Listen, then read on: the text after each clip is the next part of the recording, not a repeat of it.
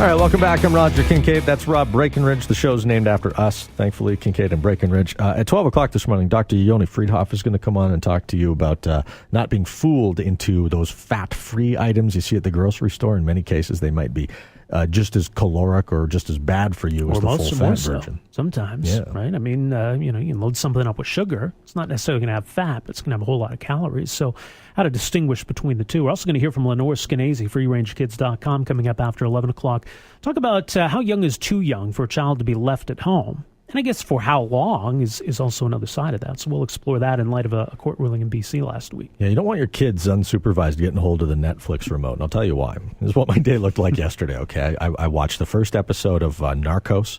Oh, great show. Yeah, so I'm fully into that now. I'm probably going to binge watch that one as soon as I get home today. And then going to bed last night, I decided I would watch the United States of America versus James J. Bulger.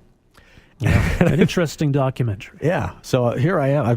All I've been doing now is watching documentaries about totally corrupt people. I'm starting to wonder if the world's a safe place. Well, of course, Black Mass debuted this weekend, starring Johnny Depp, who plays James Whitey Bulger. And look, from what we know about this guy, I think most people have heard of Whitey Bulger, the fact that he was on the FBI's most wanted list for years, right behind Osama bin Laden at one point, and that he basically had the run over South Boston for years and was just a brutal, brutal guy. But there's also the side of the story that, wait a second, this guy was given free rein in part because of his relationship with the FBI. The FBI wanted it to take down the Italian mafia, and I guess they felt at some point that James Bulger was an asset in allowing them to do so, but it worked out pretty well for Whitey. Yeah, Johnny Depp plays Whitey Bulger in the movie that made $23 million at the box office this weekend. I need to know everything you know about the Winter Hill Gang, and specifically what you know about your former boss and now fugitive, James Whitey Bulger.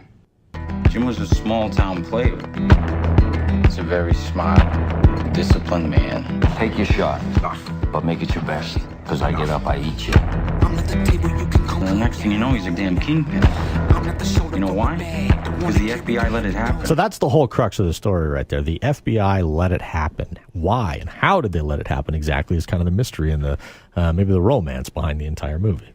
Dick LEHR is a veteran Boston journalist. He's also professor of journalism at Boston University. He has co-authored the book Black Mass, the book that this movie is based on. And he joins us on the line here this morning. Dick, thanks so much for joining us. Welcome to the program. Sure. Hi, guys. How you doing? Well, we're doing great. First of all, just in terms of how you feel the movie represents your journalistic work, how it represents the story of Whitey Bulger. Well, I think there's two parts to that. The first is Whitey, and I think Johnny Depp did an amazing job capturing the heart of darkness that is Whitey Bulger, a hands-on, cold-blooded killer.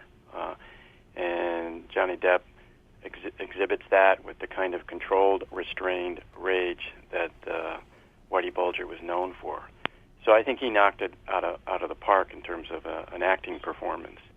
The other piece of it is the FBI, as you guys were mentioning it. And I think my worry going into it, having a feature film made out of this story, was that the director, they'd kind of soft-pedal it, and whether it was Whitey or the relationship with the FBI, because this is the worst informant scandal in FBI history, and the last thing I wanted to see was something that kind of, again, minimized that in some way. So I think the filmmakers did succeed in portraying both of those horrible truths. Yeah, so let's focus in on, I guess, the climate in Boston that allowed this deal with the devil to come to be. What was going on in Boston that could conceivably lead the FBI to want to let James Bulger run amok? Yeah, well, you have to go back to the 70s, and Boston was the stage where it all went way off track. But the FBI had this, in hindsight, it seems like a pretty crazy program called the Top Echelon Informant Program. And the Bureau was playing catch-up, and its number one priority was to go after the Italian mob. So under this program they got going in the late 60s and 70s, the idea was to recruit criminal informants, high-ranking criminal figures in other gangs to provide information against the Italians. And that was a national program. But here in Boston, you had Whitey Bulger, who was a feared killer, and wasn't the head of the gang at the time in the mid-'70s, but he was an executioner. And you had an FBI agent, a very ambitious young FBI agent, who had grown up in awe of Whitey Bulger in the same housing project in South Boston. His name is John Conley. He's like the second major character in the movie. And it was John Conley who said, let me reach out to Whitey and his associate Stevie Fleming. If we can bring him into the tent, we could get a lot of great information about the Italians. So on paper, it may have made sense given the policy and the program that was in play. But right from the get-go, it was what we called the unholy alliance, because Whitey turned the tables and John Conley became corrupted and compromised, and a whole band of Boston FBI agents, in effect, became part of Whitey's gang. Well, that's the thing. I mean, we get that sometimes we're going to have to go to people, whether we're going after gangsters or terrorists.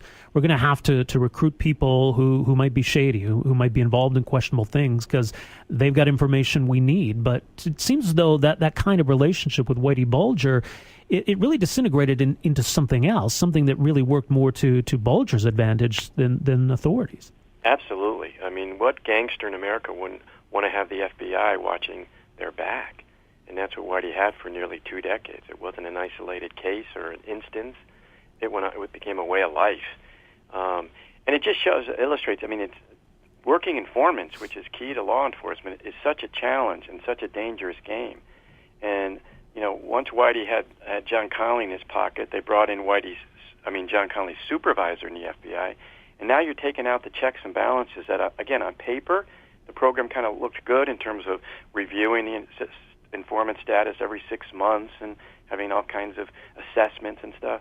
But if you've corrupted that system of checks and balances, as Whitey Bulger did, you're running the show. There's in the other documentary, the one I mentioned in the preamble there, Dick. There's this bizarre tale where someone from another police force, and I don't recall which one, talks about how they were on to Whitey. And they set up a wire, they set up a bug in this place where Bulger and his gang were meeting all the time. And the morning that they set it up, they got in the van, headphones on, the stakeout scenario, whatever. And the first conversation that they record has here's voices saying, "Boy, oh boy, that Department of Security is doing a great job these days, aren't they? They're really cracking down on all this stuff." So they knew, the state troopers, right? And they knew, the Massachusetts State Police. Sure, and they knew right away that the jig is up. So the FBI was running interference on other police agencies. They were interfering with other cops, weren't they? Yeah, exactly. And that's what I mean about having Whitey's back. Yeah. Not only were they informing on other police efforts against Whitey, but even possibly worse is that the FBI would leak to Whitey other criminal informants who were cooperating with law enforcement against Whitey. So the FBI has blood on its hands. There were at least, and this has been documented in court cases and all that, at least 4 murders, we call the FBI murders, of criminal informants, because Whitey's solution to a problem is to kill somebody. So that's why John Conley, the FBI agent's in prison right now in Florida because of a killing of a businessman named John Callahan, who they worried was going to turn state's evidence against Whitey. So he was found dead in the trunk at the Miami airport, and John Conley was convicted of second-degree murder for informing Whitey about Callahan's possible cooperation. Yeah, and it's pretty clear, I mean, that there was that corruption. But there are a lot of people who think Connolly's been made out to be a bit of a fall guy of sorts, that the FBI can just put everything on him, that is as though it begins and ends with him. What do you make of that? Yeah, that is a good point, and that is a problem, because that's the way the FBI as an institution would like everyone to see it. That between Conley and his immediate supervisor, John Morris, they had a couple of rotten apples, But no, again, the record going back 4 decades now clearly shows that it was an institutional corruption at the FBI. The corruption predated Conley and Whitey. It got underway into the 60s. Whitey and Conley inherited a corrupt program, and they took it to new extremes. But it was systemic. And then when it all tumbled out into the public arena, institutionally, the FBI and they circled the wagon. So that's one of the big unanswered questions. Is like we'll never know, and I think the public should know how many agents were involved and how far up the ladder the administration was turning a blind eye when they were getting certainly getting signals that something was terribly wrong in Boston involving Whitey Bulger. And did they ever get anything valuable from him? They did. He participated. He wasn't alone. They actually didn't need him, his intel, but in the famous bugging of Mafia headquarters in 1981, Whitey and his partner Flemmy provided a layout of the interior of the office, which helped in the bug installation. So there was that Mafia piece that was so important. But over the years, Whitey gave information, to Conley and Morris about this, just underworld events, including people in his own gang. I think Whitey always had a business purpose behind everything. Like if he ratted out or he gave some information about someone in the Irish gang or something, it was because he'd had a falling out with them. It was a way to mess with someone else's life that he was no longer in sync with and stuff. But there's no question that Whitey was informant, at least from the historical record. But at the same time, he certainly got way more, got from the FBI way more than he gave. Yeah, no kidding. Can you somehow quantify, like put into the same shopping cart for us, everything that Whitey got away with during this time period? The number of murders, the chokehold he had on any cartels and whatnot in Boston? Well, I think as far as known murders, if off the top of my head, from 75 to 95, I think there were upwards of 10 that are known. But then there's, people always, he was convicted of 11 murders at his trial 2 summers ago. But again, people in law enforcement, say that the number is even higher. He was charged with, I think, 17 or 18. Right. And unlike a lot of, crime bosses who have someone else do the dirty work, Whitey often assigned the killing to someone else, but he also took matters into his own hands a fair amount, and that distinguishes him in a perverse way as well. Well, Dick, stand by if you can here. We'll take a break and we'll come back. The other part of the Whitey Bulger story I want to talk about is how someone who was so feared and so violent could somehow get this folk hero status, that he was like the Robin Hood of gangsters, and how that image came about in the first place. Veteran journalist Dick LEHR is on the line with us. He's the author of the book Black Mass. He's written a lot about Whitey Bulger and helped make this movie a reality that opened over the weekend with Johnny Depp in the starring role. It's Kincaid and Breckenridge on News Talk 770. I'm going to say this before we get back to Dick LEHR, our guest, author of Black Mass, the book that the movie Black Mass is based on. Whitey Bulger didn't like the portrayal of himself by Johnny Depp, which is curious because he hasn't seen the movie. I wouldn't think so. He just doesn't like the existence of the film, apparently. I don't doubt it. Go ahead, Dick. Yeah, no, we were just talking about how Whitey and his lawyers, or one of his lawyers, the lawyers have actually split over this. One lawyer thought he was Whitey, made his the lawyer's neck hair stand on it, and it was so spot on. Wow. The other lawyer was critical of it and said, and this is true, Whitey doesn't like any of the books about him, any of the movies, anything, because it who would? I mean, it portrays him as he is, as a monster, and he doesn't like to think of himself that way. But that's the thing. I mean, the more people learn about Whitey Bulger, the more complete that picture of him as a monster becomes. Yet, as I alluded to before the break, Dick, he managed to gain this folk hero status, that he was, kind of like the Robin Hood. He was a guy from South Boston, and he was sticking it to the rich and the powerful. Did he really seek to foster that? Way back, again, this is late 60s into the 70s, and even into the early 80s before the Globe started reporting the truth about this.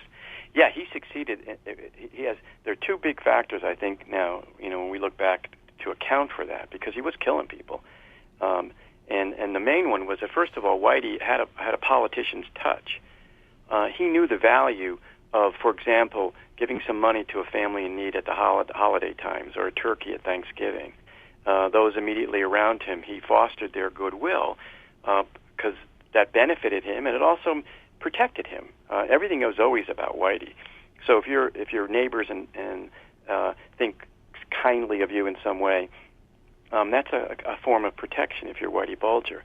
But most importantly, I think it's the FBI agent John Conley, and this is fascinating from a marketing and promotion point of view.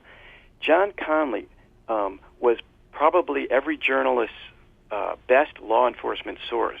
Conley, background source. And Conley, and no one knew about the dirty and the unholy alliance, but Conley fostered the myth of Whitey Bulger.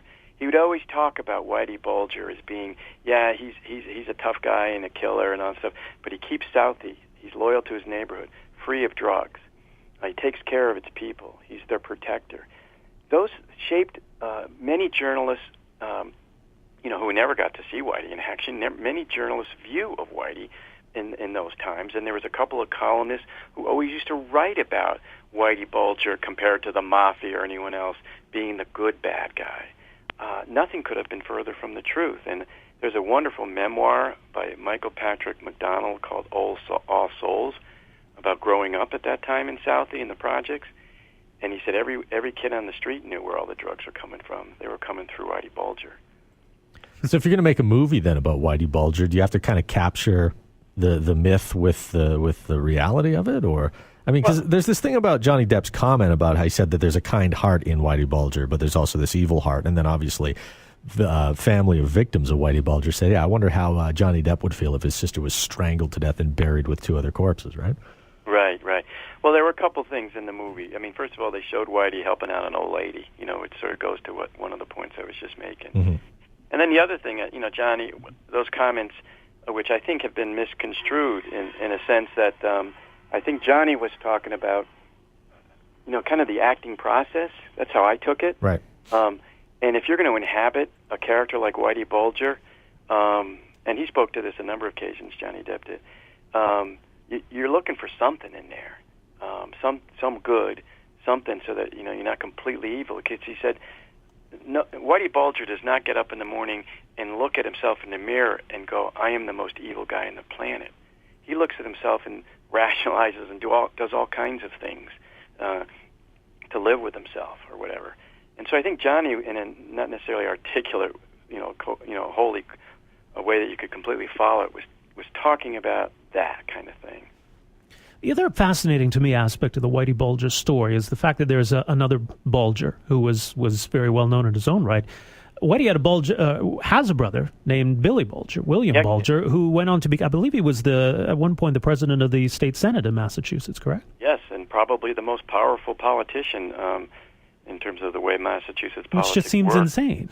Yeah, no, I mean, he actually has 2 brothers, and Bill is the youngest that you're referring to, William Bulger.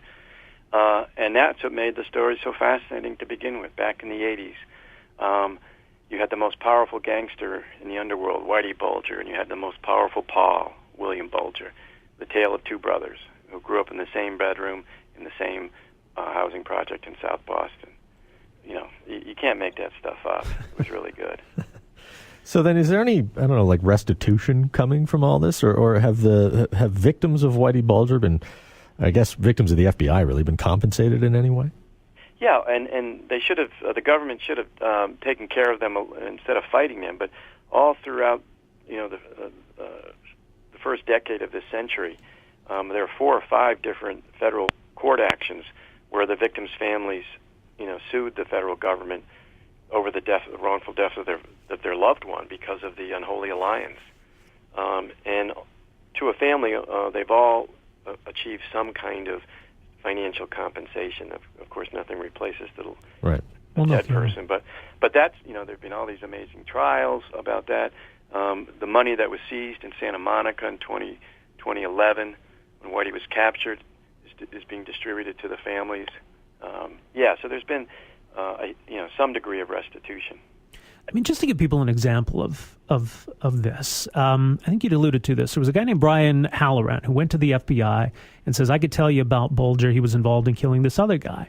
So they let Bulger know that Brian's a rat, so they go after him. Well, there's a poor guy by the name of Michael Donahue who has nothing to do with any of this. He's a neighbor of Halloran, gives Halloran a ride home one day, and ends up dead. Yeah, it happens to be in the wrong place at the wrong time in the car, and out comes Whitey and blows them both away. That's one of the murders that's just horrific featured in the movie, and that's one of the ones that I referred to as being on FBI time because it was the FBI that notified Whitey that Halloran's coming in from the cold and is ratting you out. So, Whitey Bulger, then, I mean, as we've kind of established in this interview, is either a great Satan in Boston or else he's still this folk hero to the eyes of some. What was the box office turnout like in Boston for this movie this weekend?